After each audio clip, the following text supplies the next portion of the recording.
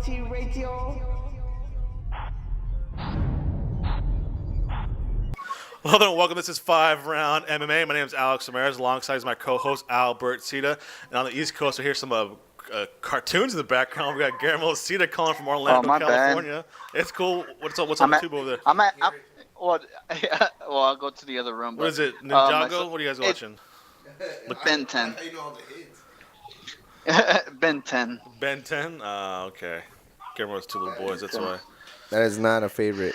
But we have a action-packed show. Not so much action-packed as in cage stuff. Looking back at our past shows, we had a lot of outside the cage drama. We're like the TMZ of combat sports, aren't we? And that's what I try to tell people. We are a different view to MMA. You want to go see how to do a proper wrist hold?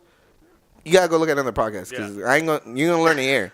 Are we never ever gonna critique a man's in-ring performance? Exactly. His jiu-jitsu or his striking game because none of us ever stepped. We don't talk about the degrees of a butterfly guard nor how to do a full guard. We talk about the drama, the stuff we can comment on, the outside of the cage stuff, and just our reactions and stuff like that. Who should fight who, and and we don't have a lot of guests on here. But before we start, shout out to Kevin Lee for showing us love on Instagram.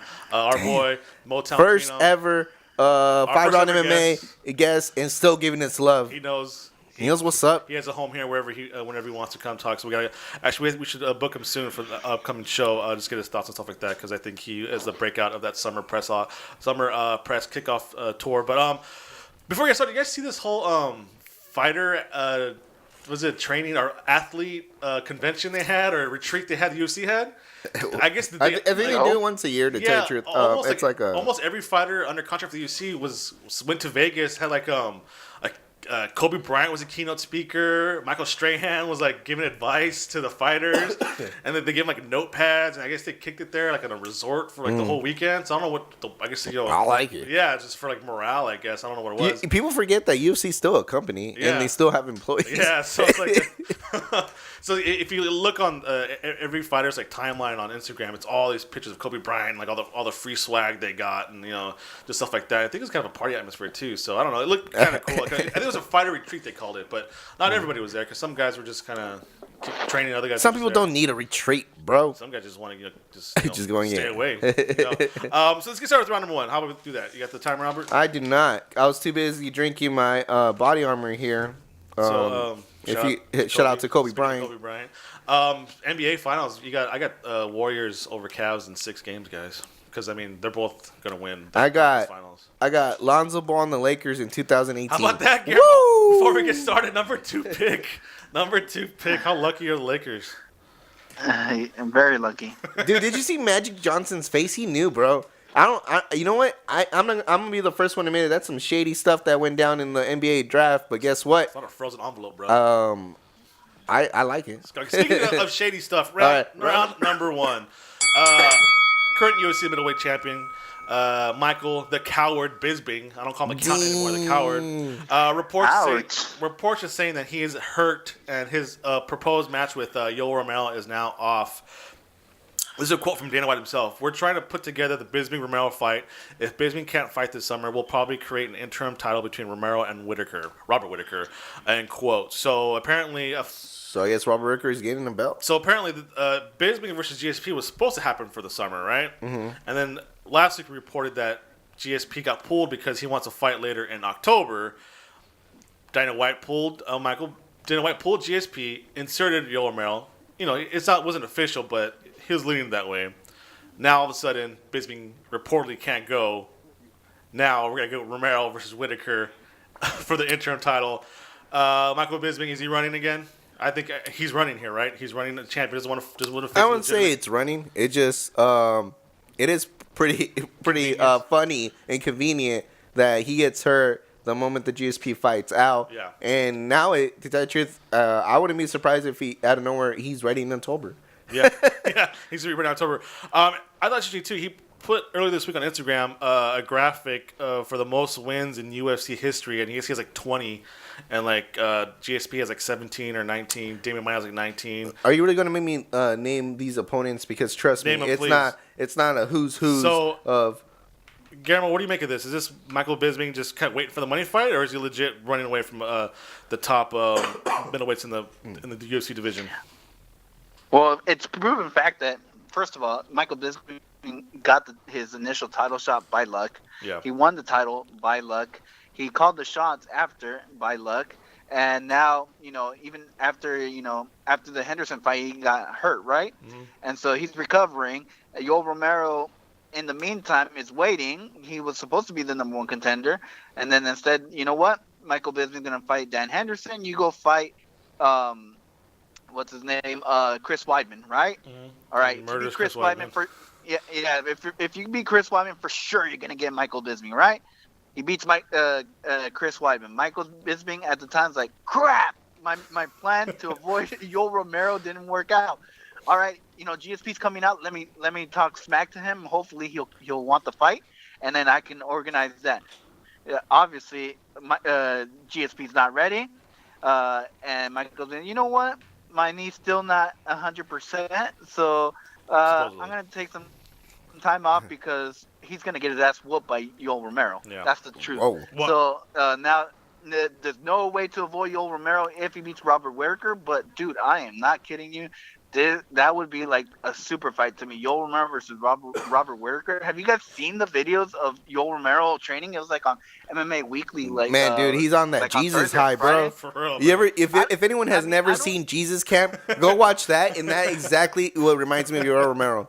Yeah, it's just funny that Michael Bisping is kind of zigzagging away from all top contenders because there's no way he's able to run the gauntlet of Romero, Jacare, Mousasi, Robert Whittaker, all those guys. He would have got beat his first title fight. That's why he chose to fight Dan Henderson. That's why he's pressing his luck to get a good big payday with GSP, who's been out for 4 years anyways. Maybe he gets lucky and catches GSP. But I mean, for him to post and stuff like that, he calls himself a fighting champion. I don't know if he even calls himself a fighting champion, but like, it's getting a little ridiculous now. Like, dude, and I don't know why Dana White is so insistent on protecting this guy. I mean, you guys go to England once or twice a year.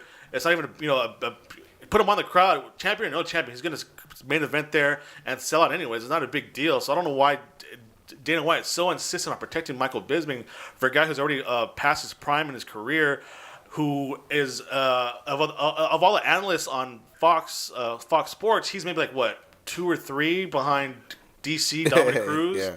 I mean, Kenny Florian's up there too, but I mean, I don't see the money in Michael Bisping. I don't know what the UFC does. I know maybe if Dan Hardy was still active, maybe He's not even a good-looking guy. Maybe if Dan Hardy was still active, so they have another guy from England to come around. I'm just keeping it real. He's not a good-looking guy. I wouldn't be able to use him. Yeah, I mean, I don't understand. Maybe I'm missing something here, but Let me list some of these wonderful wins and highlights. He has Elvis Sinosek, Matt Hamill, Charles McCarthy, Jason Day, Chris Lieben, Dennis Kang, George Rivera, Alan Belcher. It's a Hall of Fame. I mean, and then CB Dalloway, Titus Latest, I guess, and then after that, I mean, I guess he has Dan Henderson. Who's he lost to though? Who has he lost to? Yeah. Luke Rockhold, Tim Kennedy, Vitor Belfort, Joe Sonnen, Vanderlei Silva, Dan Henderson, Rashad Evans.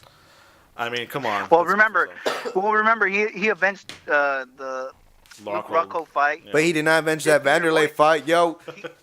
He did beat your boy Anderson Silva, so let's give some credit to Michael Bisping. No, he got knocked down that fight, and he lost the decision. Yeah. He has beat a lot of quality opponents, so don't just discredit Michael Bisping. I just think recently right now I just think he's scared of Yoel Romero. Let's keep it real. For real. He's scared of Yoel Romero. If Yoel Romero's not in the picture, I'm just scared. Of the guy. Like, I mean, his mental state. I'm scared of that. I'm scared of But hey, if Michael Bisping's trying to be, the old school wrestling heel where he's a champion for, like the Honky Tonk Man, just because he had the belt for a long time doesn't mean he's a great champion. Yeah, exactly. So we'll go. He is not the Honky Tonk Man, dude. You know what? That's a perfect comparison.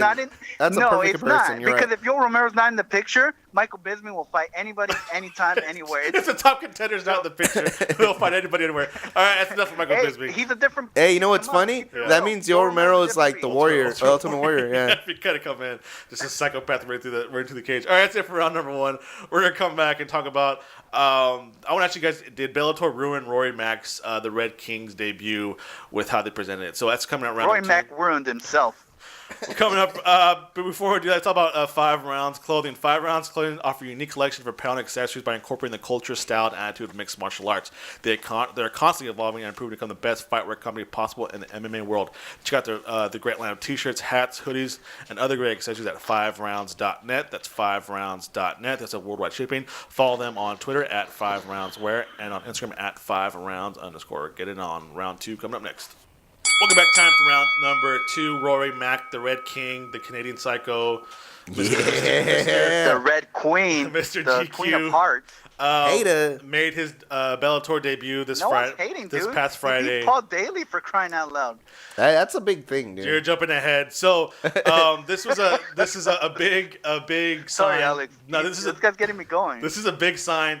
This was a big free agent sign for Bellator. I mean, Rory Mac is young. No way. Okay, in terms of this isn't Chael Sonnen. This isn't Tito Ortiz. Let me put it in a way Guillermo understands. Imagine you sign LeBron James, bro. I don't know. He is not. He hasn't won anything. Maybe Kyrie Irving. Maybe. LeBron James had 2 titles under his belt. Fine. We'll give him Kevin Love, bro.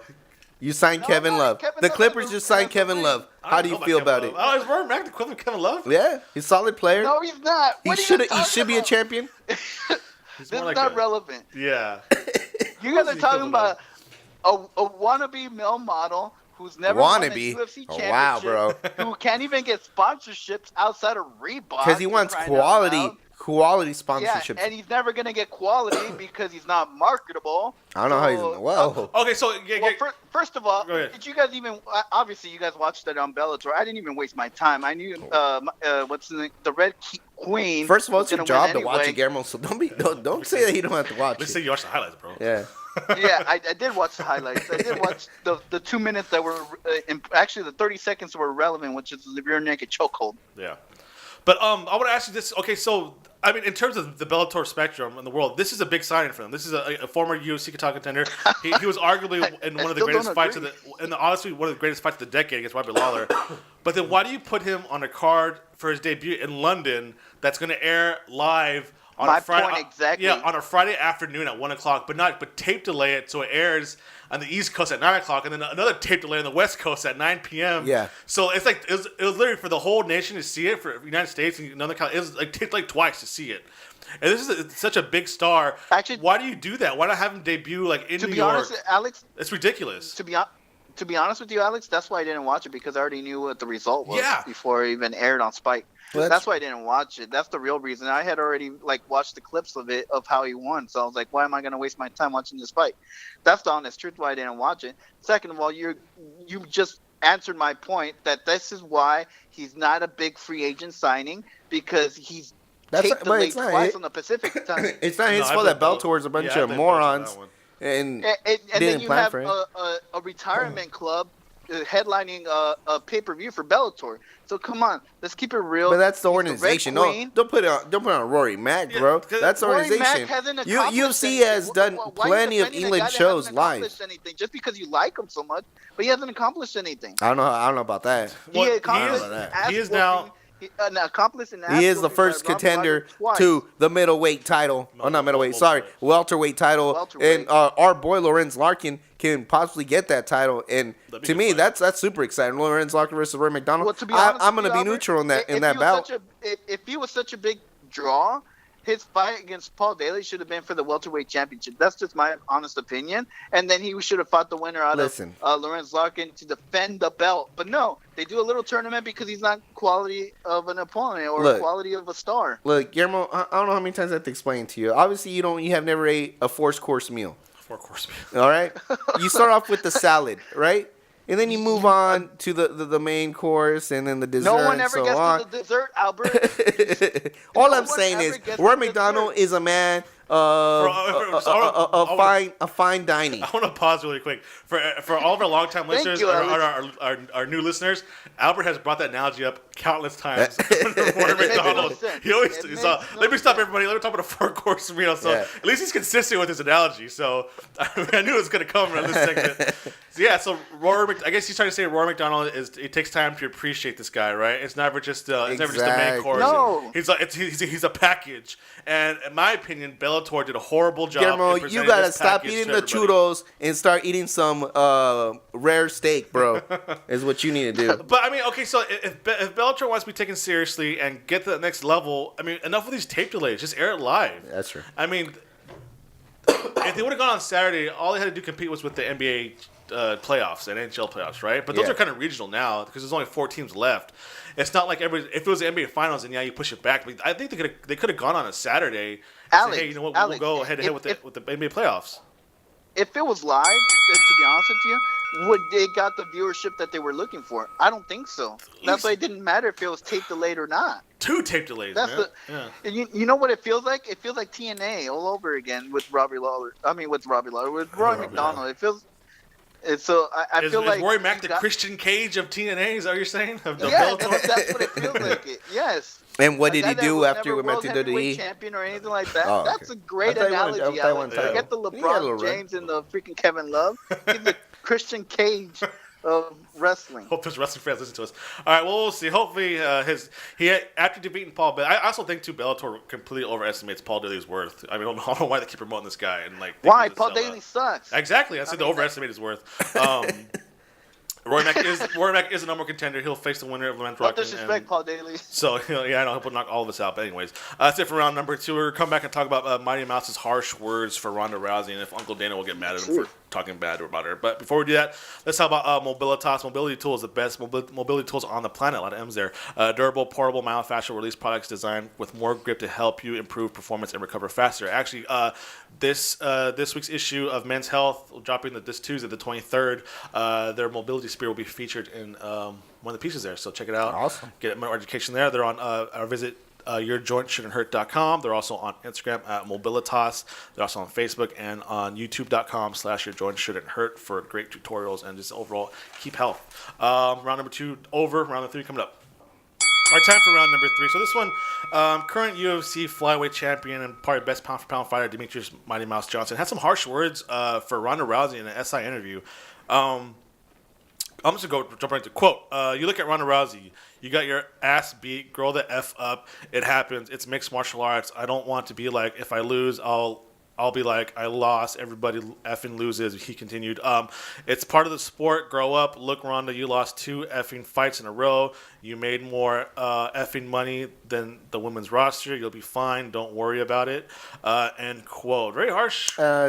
He sounds just a little bit salty. Yeah, I mean, like, I get it, but will Uncle Dana get what? Did Mike get mad at him for this? Of course. Is there a punishment? Of course. The punishment is you're going to be on Fox Sports 1 and one of the... No, not even that. Fox Sports 2. You'll be on Fight Pass. Yeah.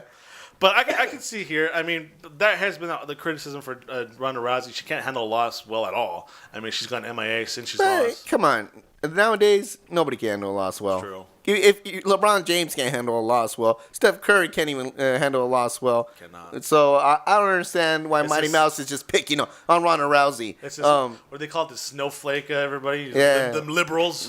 There's too much liberals out there. I think we but go ahead. The point is, I think there is an underlining reason he did it. Because to tell you the truth, I don't think he was really attacking Ronda losses as more as in like, you made your money, like, get over it. Almost like, I don't know, it seemed a little bit salty to me. Yeah, especially when he came out and criticized Dana White for, hey, where are all my championship belts at? Exactly. Maybe he feels like of all the champions. And it's funny because I think he's probably the only champion that doesn't get all the belts. Or was it Conor McGregor posted a picture of 4 titles. Yeah, with his baby. How did that even happen? Yeah. How does he have 4 belts? I don't know. No, I think the other ones were for his other organization, but he still had. He had 4 UFC belts. Yeah, 4 UFC belts. Yeah, he's never defended any of them.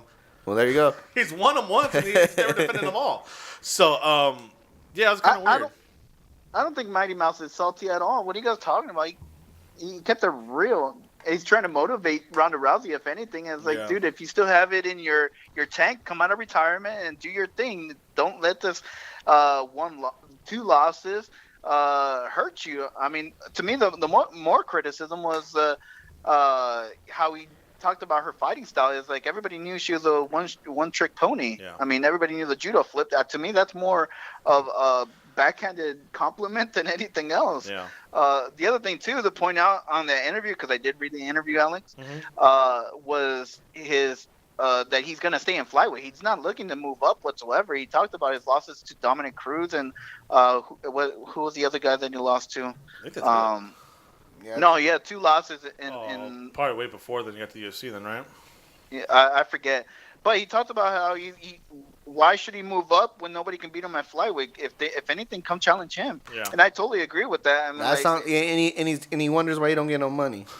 Well, no, Albert, yeah. you're just a hater. I mean, like the thing is, he's clearing out the division. He's proving that he's the best of all time at that weight class. What did he have to prove? Look, Why to me, prove it this to is you? the. Why did he have to prove it to you that he has a disadvantage? It has nothing to do with proving. It has to do with I don't want to hear these fools whining about why don't I make that Conor McGregor money? Why am I not? If you're not willing to step up and do the Conor McGregor things, bro, then maybe you need to shut up. Maybe you need to stop being so salty. And if you don't want to move weight classes, that's perfectly fine. But don't be crying about your pay and where you're at in the company. Your boyfriend GSP and your boyfriend Rory Mac have never done stuff like that. So I don't know Well, you have to go because you have to go on that run at first. your weight class. Well, GSP He lost against Brad Pickett, by the way. He did. GSP did. There you go. GSP did what Mike's supposed to do. He just stayed there. You guys come to me and beat me. So what it was, I'll let GSP get some credit for taking at everybody who the UFC offered to him. I mean, he never backed down. He literally went through the list. Okay, he went through the top 10 of the welterweights. The advantage of GSP was the opponents that wanted to face GSP. To be honest with you, look at the Diaz brothers. That hey, this guy's garbage, trash. Build up the fight.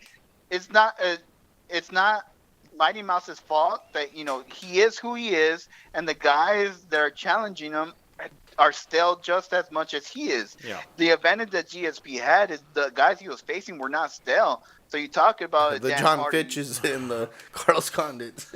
Real quick, to Ronda Rousey, I know that they're going to introduce the 125 division. They asked me if she come out of retirement. She said no. Do you think Ronda Rousey comes down to 125? I don't know if it's 125 hard for her. There is no way she does 125. I know that she never had. I guess did she have weight issues with 135, or she kind of cut pretty easy, right? I don't think it was a big weight issue, but I doubt 120 for women's different than men. For them to drop that drastically, I don't think it's in there. So that's it for Ronda Rousey. You guys think?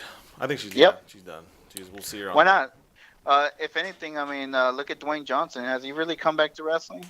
No, I mean, Part-time doesn't count. Part-time doesn't count, Alex. Don't ever compare A Ronda Rousey sparring to The session. Rock. Don't ever compare that. Our future I president. will compare him all I want. This guy Ronda compared Rousey is not on the the near Red level Queen of to The Rock. LeBron James and all these Cavalier players. Charming. And I can't compare Ronda articulate. Rousey to the Dwayne Johnson. No, not on that level, bro. $25 million a movie? Starring his own movie? Come on. That was his own production company. Hey, Grandma, Ronda Rousey will get there. Grandma, She would never, ever get to a $20 million movie. Ever. Yes, There's more yes, she deserving will. actresses out there than Ronda Rousey. Don't hate because Travis Bounty might be a superstar in the making too. Wow. Give me more Ruby Rose. I think Ruby Rose is. Give me more Ruby Rose and. And she's not even a $20 million person. Come on. She'll get there before Ronda Rousey does. Anyways, that's it for round number 3. We're gonna take a small break and come back and enter the championship rounds and talk about the UFC boss getting in fights with his employees. So should be fun. But before we do that, let's talk about Rockin Green. Rockin Green is an award-winning manufacturer of eco-friendly cleaning products designed to make cleaning easier and greener. Rockin Green products are all natural, made with biodegradable plant-based ingredients. Visit rockingreen.com for more information and shop all the great lines of products. They're on Facebook, Instagram, and Twitter. Championship rounds coming up. Don't go anywhere. All right, time for round number 4. So, shout out to our friend Jason Hendricks, Those Leprechauns, for bringing the story to our attention. There's so much stuff in there. He kind of finds the good stuff. Remember, he said this whole thing about Dana White and Luke Rockhold getting into a Twitter beef. Kind of stemmed from an interview. I think that Luke Rockhold did. And not to hate on Those Leprechauns podcast. I mean, he gave us this good story, but then he gave us the honor of T.J. Dillashaw and Cody No Love. Oh yeah, they're little supposedly smack talking, but it wasn't really smack talk. So, let me see if I can bring it up here. So, Luke Rockhold was on MMA just kind of said, hey, it's kind of bull crap that us middleweights got to go and wait while, Bisping gets to pick and choose his opponents and, he gets to fight GSP. It's bull crap. Yeah, and then Dana White responded, where is that? Let me see. He responded on the last UFC event in a post conference. Yeah, he said, "Quote: There's a lot of guys talking about deserve. Nobody deserves anything. You got to earn it.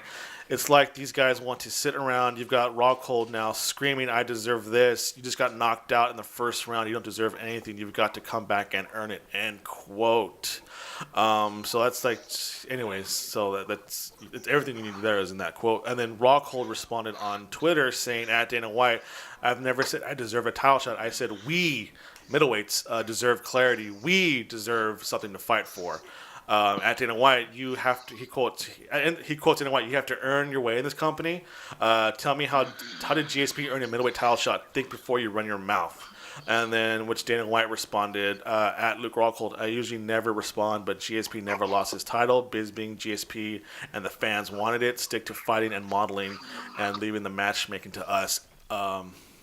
I want to say he did come off a relationship with Demi Lovato, so I'm thinking Luke Rockhold is winning a little bit. Yeah. And the modeling thing. So, and I just like that he said modeling then fighting. Priorities, bro. But I mean, this is the president. This is your the again, I don't know why he's protecting Michael Bisping for why is it worth all this, Dana White? Is Michael Bisping worth all this to complete ruin of the middleweight division, which is probably the richest it's been in the history? No, we're way past the Anderson Silva era. Now we got all these guys who are all beasts, who are all killing it, and they're all fighting for nothing because your boy Michael Bisping doesn't want to fight and defend his title. So I don't understand the point of this. Luke Rockhold is a good-looking guy. He looks good in the posters. I don't understand how you did not get behind Luke Rockhold. He was Demi Lovato. Yeah, so there you go. You know how you could have capitalized on that? Yeah. Come on now. He could have been all over the media and everything like that, and instead you're going to shun him. Come on. And it's so annoying when the person that writes your check is such a dick. What a dick to say that. He didn't have to say Luke Rockhold specifically. He could use a ton of examples that supposedly, ask for a shot instead of, getting it. Well, Musasi's been outspoken. Who else has been outspoken? I mean, Damian Maia, for crying out loud, I had to go on a 7-5 win streak just to get. Division, no, but I'm just saying, as an example, he had to go through a gauntlet.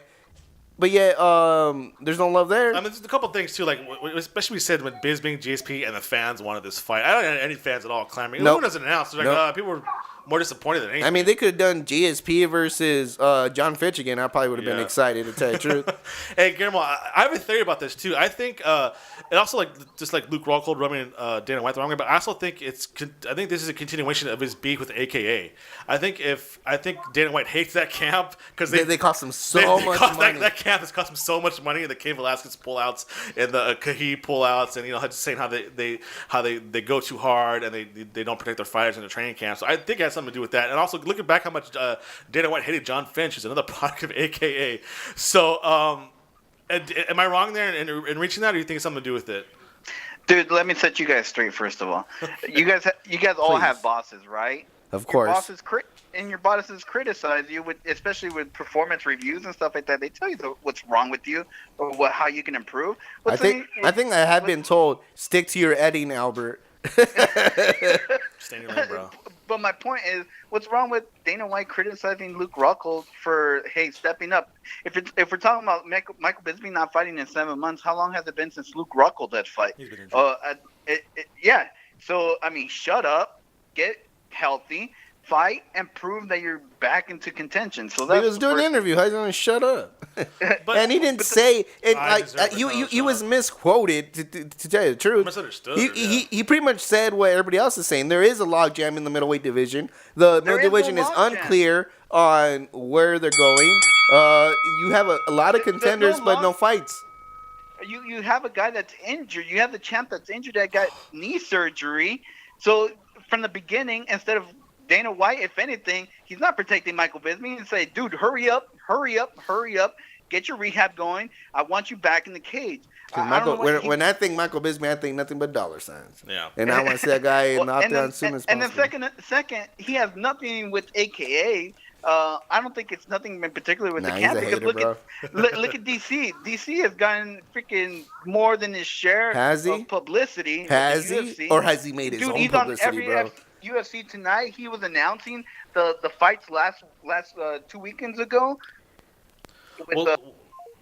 Yeah, we lost Cameron again, but we'll see how he does if DC is no longer the champion. How much Dana has to put up with them. But I think this whole thing is this dude like Rockhold's talking for the middle division. Yet you single-handedly point out Rockhold. So I mean, so on Spitting Fire, you hang up on me, Alex. Hey, damn, it's your signal, bro. It's a hurricane weather in Florida. We can all agree it was just a dick ass move. Yeah. But there's a thunderstorm coming through. Okay, we got one more round coming up. It's it for round number 4, so we'll see. Whenever Bisping wants to fight for his title, he'll Shut up, Luke Rockhold. He'll do it. Let's talk about Redemption Martial Arts. The RMA Foundation is a non-profit organization with the primary goal of bringing awareness to the bullying epidemic and providing people with accessible resources and training to help them combat bullying confrontations. The RMA team consists of individuals from all walks of life who share a common passion for making a difference and serving as anti-bullying activists. If you're interested in being a member of Team RMA or want more information, please visit redemptionmartialarts.com. That's redemptionmartialarts.com. They're also on all forms of social media. Rise up against bullying. 5th and final round next. Welcome back. Time for the 5th and final round. But before we do that, let's talk about FightBookMMA.com, the only place where you'll find real combat sports news from all over the world. A website you can trust with accurate news from MMA, kickboxing, and boxing. They cover everything from local promotions to the major ones. It's all there for you. They have a great podcast section as well with a great collection of combat sports centered podcasts, all under one roof. Just go ahead and bookmark it, save yourself some time. Don't go searching everywhere. It's there for you. Fight results, interviews, breaking news, all that great stuff is there. That's FightBookMMA.com. They're also on all forms of social media, Facebook, Instagram, and Twitter. Okay, coming up this weekend, UFC Fight Pass in Stockholm, I think Sweden, right? It's going to be... I have it right up here. Yeah. Gustafsson versus Teixeira, and it is going to be in Stockholm, Sweden. The rest of the card is kind of, you got to really be a hardcore MMA fan to know everybody. Well, you have to be a hardcore MMA fan to watch this at 1 o'clock Yeah. in the afternoon. So, but the main event bout has, I guess, some implications. I think it's more of an important bout for Gustafsson than it is for Teixeira. Guillermo, since I want to... What a joke. Yeah, Gustafsson is, he's a new father. He posted a picture on Instagram him and his baby saying that this is my motivation, my inspiration now. Something like, I'm going to get it now. And since I don't have any kids, Guillermo doesn't have any kids here. Drop some knowledge here on what does it mean to have, or can your children be a true motivation for you for work, especially when it comes to, athletics? Of course. That question alone, I think it's motivation. Yeah, because you want to provide for them, you want it the best for them, so you want them to look up to you. So, of course, that's motivation. Second of all, I think it is one of the most important fights in the light heavyweight division that's left. I think whoever wins is the number one contender after John Jones versus DC winner. Who?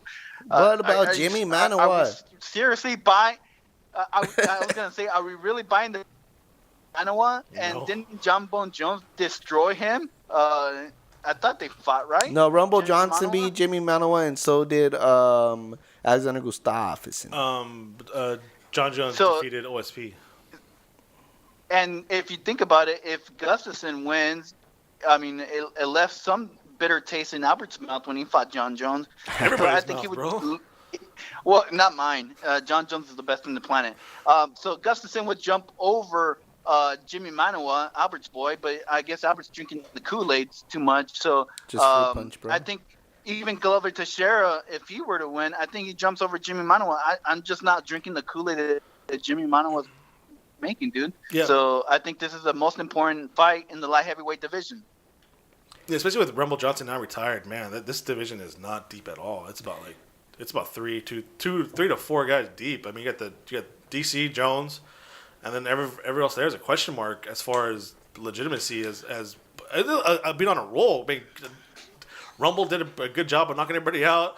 Gustafsson has been a shell of his former self since he lost to John Jones. He did lose to Anthony Johnson. He lost back-to-back to Daniel Cormier. Then he won late last year against Jan Blachowicz. So I guess just by sheer default, if he wins decisively against Teixeira, run it back. Especially if John Jones wins, run it back. Thank you, Alex. You could sell that rematch. Gustafsson was the only guy who came within points of a judge's card of defeating John Jones legitimately. Yeah, he came the closest. So I mean, I kind of hope that the motivation of being, of having another child. I don't know if it's his first child or having a new child in your life. Maybe that's his priority straight. He needs that post-fight win money. He needs the promotional. He needs the pay-per-view buys, and he needs the championship money. That will get him to the next level because we all think he was there, and he kind of just fell off. And remember, there was talks of him retiring for a little bit because he was. You talk about losing. Talking about being a sore loser or losing mess up your mentality. This guy, yeah, that's who Mighty Mouse should have been freaking talking smack on. Dude, he won that fight though. Yeah, I mean, there's the whole saying. Do you want to lose? What about the Rumble Johnson fight?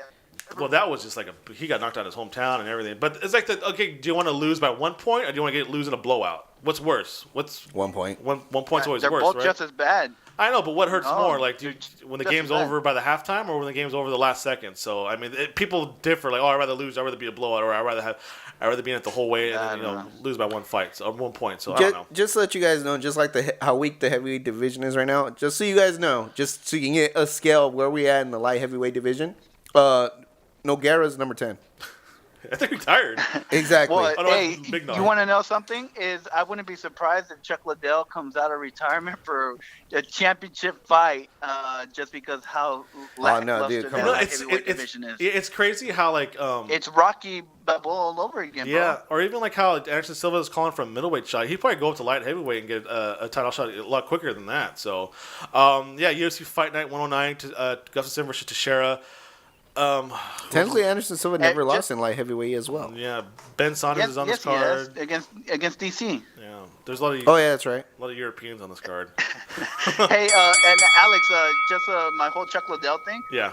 I'm pretty sure they do a simulation where John Jones versus Chuck Liddell, and Chuck Liddell knocks him out. Oh my before god! You know it. Send that sim to Dos Leprechauns. Jason, please blow it up on Twitter. UFC Fight Night will take place May 28th, Stockholm, Sweden. I think it's on Fight Pass, or I'm not too sure. Well, happy if this is fight, we're just gonna. Yeah, this is one of those cards that's for the Swedish people. That's it for this week's show. I want to thank everybody for listening. Make sure to keep up to date with FiveRoundMMA on Instagram and Twitter. We're at FiveRoundMMA. It's FIVE Round MMA. Subscribe to us on Apple Podcasts, Podomatic, and YouTube. Like us on Facebook, and please visit FiveRoundMMA.com. I think that's it for everybody. Rest in peace, Chris Cornell. Big blow. We lost the music world. And I blame Detroit. Yeah. Thanks everybody for listening. And then one last shout out to Kevin Lee for looking like Ben Stiller. I don't know if you guys saw that picture comparison. Yeah. Oh yeah, the cream of the crop. You are now listening to Afro Mighty Radio.